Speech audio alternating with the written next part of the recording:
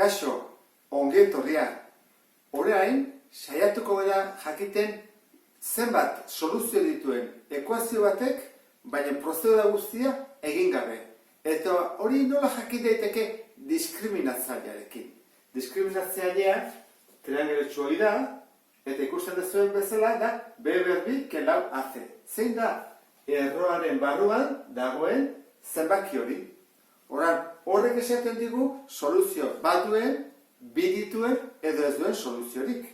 Guk zer egingo dugu? Egingo dula kalkulu hori, B berbi ken lau AC, eta atatzen bazaigu 0 baino handiagoa, bi soluzio daude. Atatzen bazaigu 0, soluzio bakarra. Eta 0 baino txikiagoa atatzen bada, negatiboa baldin bada, horra esango dugu ez dula soluziorik. Guazen ikustea, hiru ekuazioekin. Ea, soluzio bat, bi, edo ez duten soluziorik. Hasiko gara honekin, lehenengoarekin. A, B, C. Zein da honen A? Borobiltzen baldin badut, horrela. A izango da, bat, B da 5, eta C da 8. Horrein bat dugu. B berbi, horrein jarriko dut. B berbi, 5, bider 5, hogeita 5. Ken, lau, bider A, bider C. Hogeita 5. Ken, lau bider bat, lau, bider 8, hogeita 12. Argi dago, hau negatiboa dela, minus 7. Beraz, ez du soluzionik.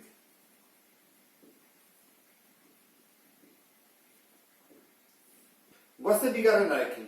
Borobiltuko ditut betere, bat, bi, eta 3. Horasiko gara. A zenbat da?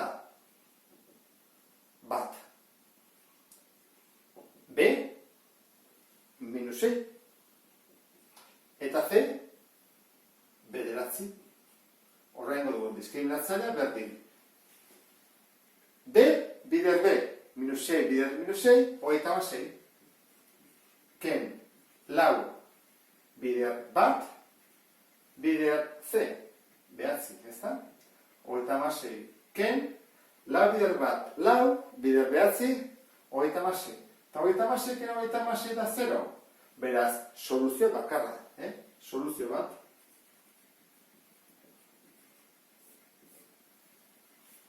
Ez dakigu zein den, baina bat bakarra dula badakigu. Eta azken honetan. A, B, eta C, eta borobiltuko ditut, hau izango da bat, B, eta C. Goratu zaitezte, bete hon barrula ordenatuta. A, 3, B, 5, C, minus 2. Hasiko gara, diskriminatzailea berdin. 5, bider 5, hogeita 5. Ken, lau bider A, 3, bider minus 2. Parentesi artean. Horren da, hogeita 5. Ken, lau bider 3, 12. Eta 12 bider 2, hogeita 4. Baina da minus, horren da minus hogeita 4. Kontuz. Horren, hogeita 5, ken minus hogeita 4 da, berrogeita beratzi, positiba daliz, bi soluzio. Eta diskriminatzailearekin, ikusi duzuen bezala, oso azkar jakin dezakegu, soluzio bat, bi, edo soluziorik.